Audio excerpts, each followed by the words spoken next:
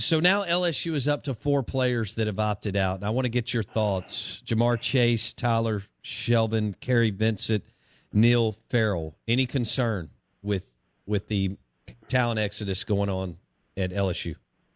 Well, you aren't as good today as you were a month ago. I mean, I hear some of these guys here locally, oh, next man up. What? Are you kidding me? That's great to tell, for a coach to tell his team, or if you're at a Tiger Club benefit, to tell the fans. In reality, that's not what the coach is thinking. Now, you got to have that mentality when you lose players that it is next man up. But in reality, it's really not, because the next man isn't nearly as good. He isn't as good as JaMarr Chase. He isn't as good as Tyler Shelvin. He isn't as good as Kerry Vincent Jr. Those are going to be 3 of the top 100 picks in the 2021 draft. Okay, you might have guys talented, but they don't have the experience of those 3 players. Kerry Vincent was a 2.5-year starter at LSU at that nickel corner. JaMarr Chase was the best wide receiver in college football. Tyler Shelvin in shape. And I'm always concerned, and boy, I didn't have this concern when I was younger because I was so thin. But as I've gotten older, I understand the plight of guys that have difficulties with weight. And here's a guy who came to training camp, 374 pounds. That's big. That's really big. And he's lost a few, but not a lot. But man, was he a force last year in the middle for LSU? I mean, he was a big time player that stuffed that inside running game, and he was so athletic for a big man because he had gotten his weight down. I'll say got his weight down. He was like 340 last year. He was in that range. Now, he picked up weight during the year, which is everybody as well. Not that he's not playing, he's going to pick the weight up. He picked the weight up last year when he was playing during the season. He was back up to 350 pounds. So you aren't as good. You lose talented starters, and it also affects your depth. Now, LSU still got a talented roster, but it's not as talented as it was a month ago. And you think about JaMarr because who does it affect the most? And that's Myles Brennan. 3rd and 7. Man, okay. I've got confidence JaMarr's going to get open.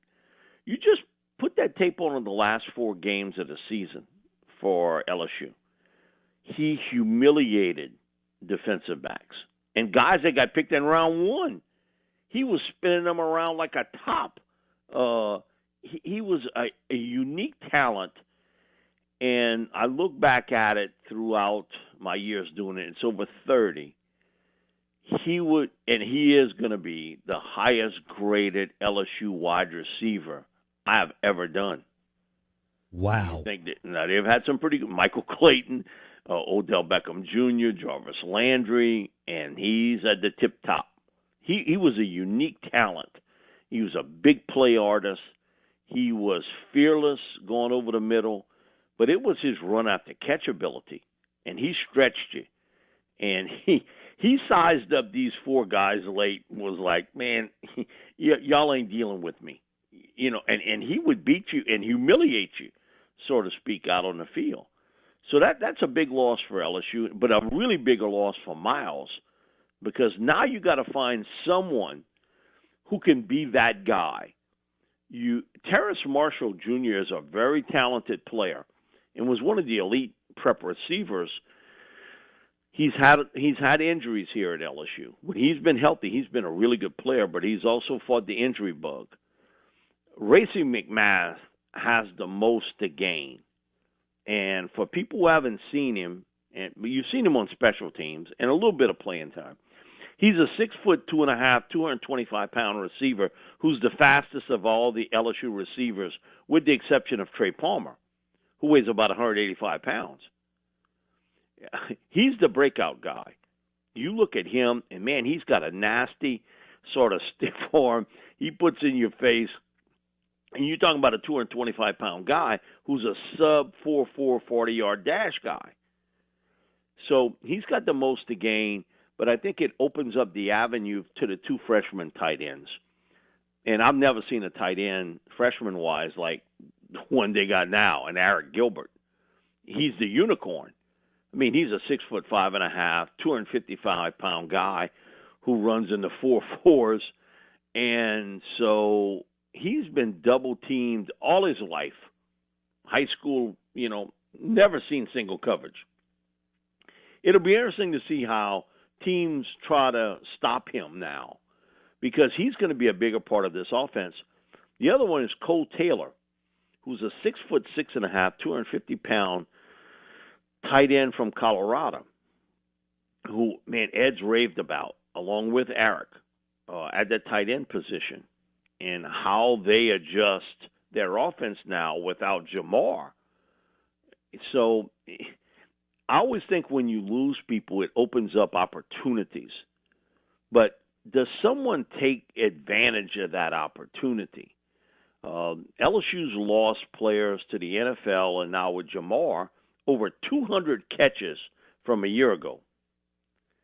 So those 200 catches are out there for Racy, for Trey Palmer, the speedster, who saw a little bit of work last year on special teams, but two freshmen also who have really looked good, and Keyshawn Butte and Coy Moore, two guys that I think will see a lot of playing time, along with the senior in Jontre Kirkland, who they've bounced around, that cornerback, free safety. He's back where he should have been, and that's at wide receiver. He was a quarterback at Letcher High School. He played for my cousin Tim there. Then he won a state championship for him at quarterback. But he's electrifying with the ball in his hands. They were trying to find a spot. They thought they had Corey Webster again, okay?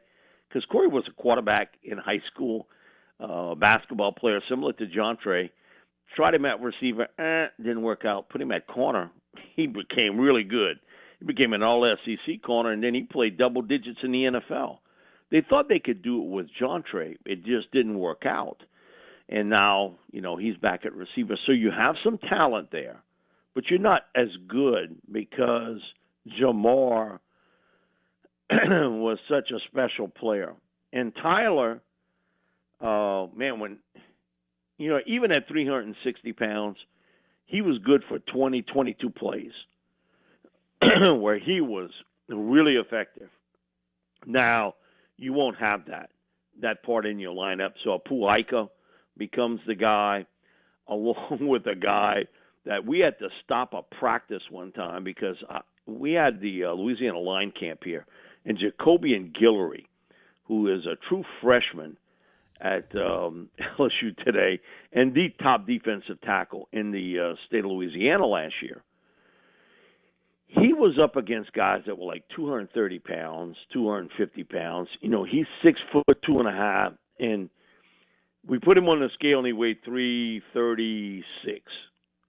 But he was a powerlifting champion. He was forklifting these guys and pitching them around. I finally went to the counselor that day and I said, "Listen, you got to stop these drills with him. He's to the point where he's taking away every bit of confidence that any of these other high school players have. They're not going to see a guy like him. You got to pull him from the drill." And he was giving his efforts. So we kind of put him in another section where he was working with Henry Thomas, the former LSU All-American. He became a really good defensive tackle with the Vikings. And Henry was like, man, after feeling him a couple times, basically kind of giving it to you, I can see what those 240-pound guys were going through. So you got some young talent, but they don't have the experience of a Tyler Shelvin. And none of the receivers have the talent of JaMarr Chase. Again, with Kerry, because he could play nickel corner and also play nickel safety in the dime, you lose that versatility. You got some really talented young guys, and I think they'll get another one this week. I think they'll get a grad transfer that can play corner that will help in the secondary, but LSU isn't as good today as they were a month ago. Come on. That next man up, it depends on who the next man is. Yeah. How do you think great. that impact, Mike, I've got about a minute. Now that we've got a 10-game SEC, look, I know LSU's still really good. Talented. But this is a different deal. 10 SEC games. In your opinion, what do you see as far as wins and losses on the schedule? I think the two pivotal games for LSU is one early against Florida in Gainesville, and then Alabama in Baton Rouge, which has been a home field advantage for Alabama. I mean, Alabama has dominated LSU in Tiger Stadium. I've always felt this way. If you don't catch LSU early, you're going to have a difficult time catching them late, because I think some of that young talent with experience now is going to have some under their belt. And so I would much rather see LSU early on the schedule. So Mississippi State, Florida, catching them early, I think is the best thing. I don't know about playing them in November because Myles' confidence, I think, will be up. Offensive line play will be better. And those young receivers now are going to get some experience. But I'm just telling you, Bo, batten down the hatches for Eric Gilbert at tight end, and how teams are going to have to match up against this guy, because he is a unicorn-type player. You don't see that often. And I'm talking about at LSU. He's a unicorn player, where upperclassmen are saying, I've never seen anything like that as a freshman. You got upperclassmen who have played in a national championship game saying that? You got something special there. But again, I think those early games, you're going to have some growing pains. There it is. At Mike Detillier on Twitter. Mike D, LSU Insider, WWL Radio, TV New Orleans. He joined us on the Parish Canebrake Brewing guest line.